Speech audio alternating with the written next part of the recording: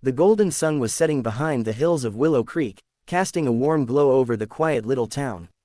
The streets were hushed, and the soft hum of cicadas filled the evening air as an old woman sat by her window, her frail hands holding a single envelope that had aged with time. The paper was yellowed, the ink faded, and its edges curled like autumn leaves. She had sealed this letter 53 years ago, but it had never been sent. Her name was Eleanor Hart, and the letter bore the name of Thomas Whitmore, the only man she had ever truly loved. Now, in the twilight of her life, she clutched it with trembling fingers, her heart still aching with memories that refused to fade. Eleanor had spent her entire life in Willow Creek, a place where everyone knew each other's names, stories, and secrets. She had been the daughter of a modest seamstress and a carpenter, raised in a home that smelled of fresh bread and sawdust. Her life had been simple but filled with warmth, and yet she had always felt as though she was meant for something more, a love so deep it would define her existence. That love arrived when she was 17, on a summer morning that would forever be etched into her memory. Thomas Whitmore came to Willow Creek that year, a young man with dreams larger than the town itself. He was studying architecture in the city but had come to spend the summer with his uncle, who was restoring the old library. Eleanor first saw him sitting cross-legged on the floor of that library, flipping through a book of poetry. He was different from any boy she had ever met, confident yet gentle, adventurous yet calm. Their first conversation had been shy and awkward, but something in his smile sparked a warmth in her heart she had never felt before. Every day that summer, they walked through fields of wildflowers, sat by the lake at sunset, and spoke about their dreams. He wanted to design buildings that touched the sky, she wanted to live a simple life surrounded by love. He teased her for her quiet nature, calling her his gentle melody, while she adored the way his laughter filled the air like music. By the end of that summer, they had fallen deeply in love. Thomas promised her he would return for her after finishing his studies. She promised she would wait, no matter how long it took. When autumn came, Eleanor stood at the small train station and watched him leave. She pressed her hand against the glass as the train pulled away, her heart full of both hope and fear. They wrote letters constantly at first, each one brimming with longing. Thomas wrote about the city, his studies, and his dreams, but he always ended with words of love for her. She poured her heart into every letter she sent back, tucking away dried flowers and pressed leaves inside as reminders of home. But a month after his last letter, a telegram arrived. Thomas's father had died suddenly, and he had to leave school to take care of his family's business. The letters became less frequent, each one heavier with worry and responsibility. Eleanor began to feel him slipping away, as though an invisible thread was fraying between them. One rainy evening, sitting at her small writing desk, she decided to write him a letter unlike any other. She poured every ounce of her heart into it, confessing her fears, her longing, and her unwavering love. She sealed it carefully, intending to send it the next day. But she hesitated. She wanted the timing to be right, wanted to be sure that the words she had written would bring him closer, not push him away. Days turned into weeks, weeks into months, and the letter remained sealed. She thought she would send it when he wrote again, but his letters stopped coming altogether. Years passed, and Thomas never returned. Eleanor stayed in Willow Creek, working alongside her mother as a seamstress. She became well known for her delicate embroidery and the intricate lacework that adorned the wedding dresses of nearly every bride in town. Suitors came calling, but she turned them all away. Her heart belonged to Thomas, even if he was gone. Every now and then, she would open the drawer where she kept the sealed letter and run her fingers over it. It became a symbol of a love that had once been everything to her, a love she could not let go of, no matter how much time passed. Decades rolled by. Eleanor's parents died, and she inherited their cottage. She grew older, her hair turning silver, her face lined with the gentle marks of time. Yet the letter remained untouched, waiting for a moment that never seemed to come. She often found herself wandering to the old train station, standing on the very platform where she had last seen Thomas. She would close her eyes and imagine him stepping off the train, calling her name with that familiar smile, but the station was always empty.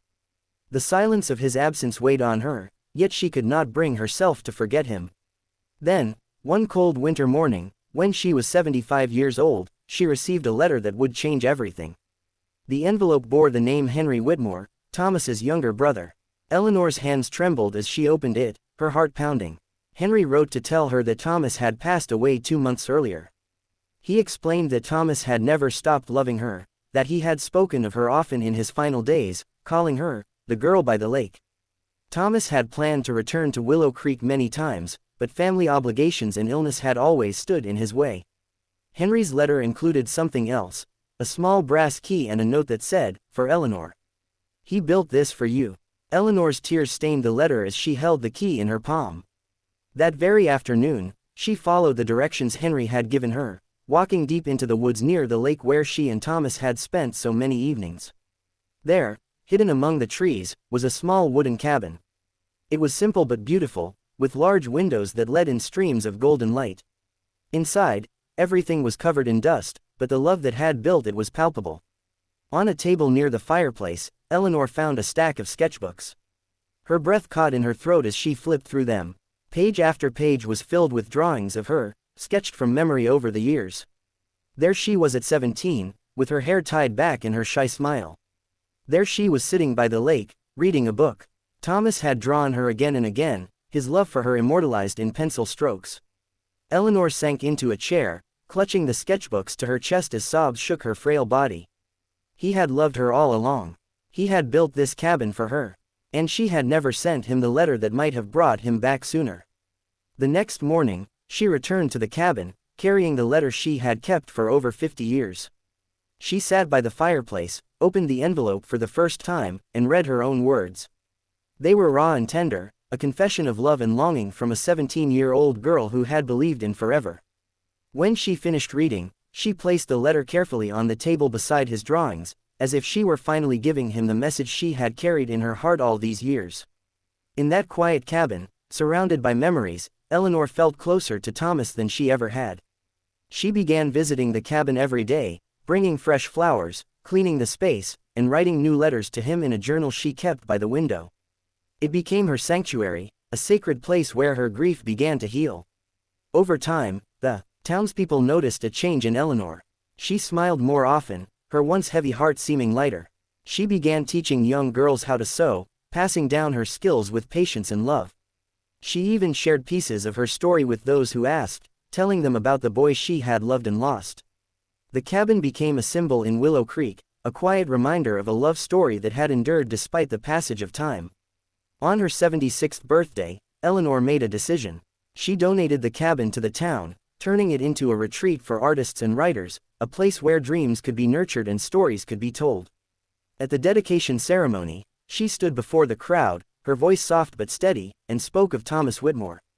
She told them about their summer of love, about the letter she had never sent, and about the man who had built a cabin as a promise of love he could never forget. The audience was moved to tears, many of them inspired to reach out to loved ones they had lost touch with. Eleanor's story became a legend in Willow Creek, a tale of love that transcended time, distance, and loss. One crisp autumn morning, Eleanor visited the cabin for the last time.